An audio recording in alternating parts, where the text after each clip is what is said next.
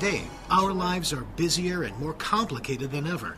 We're often faced with responsibilities that include deadlines and pressure to do more with less. Anything that takes your mind off of your driving is a potentially dangerous distraction. Cell phones are amongst the most hazardous and most common distractions. It only takes 1/10 of a second for a collision to occur.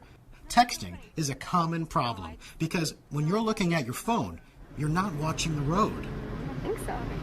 All right, I'll send you the photo. You've got to see it. Got it? No!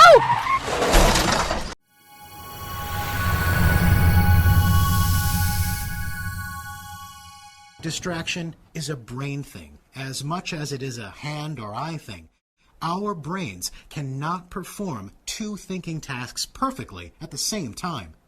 The human brain treats driving and simultaneously carrying on a conversation as two separate functions, causing the brain to switch back and forth between the two. In other words, we cannot do both of these tasks safely at the same time.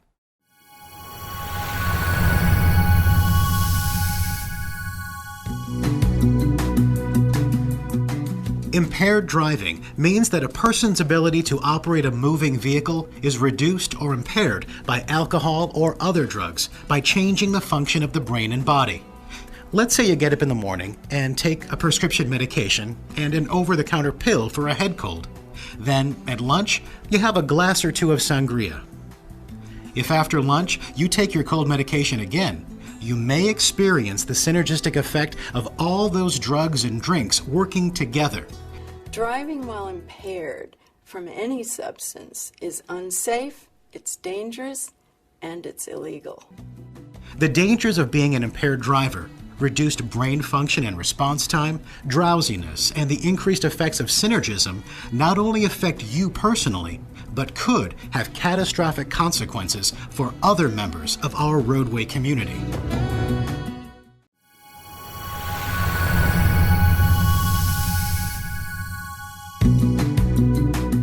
Speeding is one of the major factors contributing to deaths, injuries, and property damage related to motor vehicle collisions. I was going to be late for my kids' game again. It's safer to keep up with the flow of traffic than to slow down. I'm a good driver. My car's capable of doing 150 plus. I can usually handle going over the speed limit. It's just a speeding ticket. I don't see what the big deal is. Nobody around, so I just go as fast as I want. I think we all have relatives or friends that have been in traffic incidents. My nephew, his fiance was killed in an auto crash. One of the worst things that could happen is if one of us, because we were speeding, maybe we don't get into an accident ourselves, but we cause somebody else to react that gets them into a fatal accident. So we better become part of the solution. What if it's your own son or daughter? You've got to live with that the rest of your life.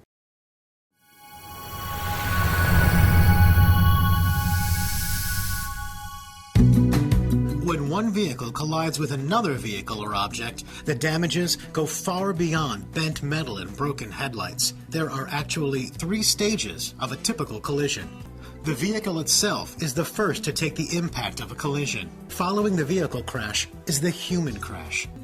If the occupants are not wearing safety belts, they will continue traveling at the same speed as the vehicle was traveling. The internal organs are still moving, hitting other organs or bones in the body. If you're lucky, the only damage sustained will be to your vehicle.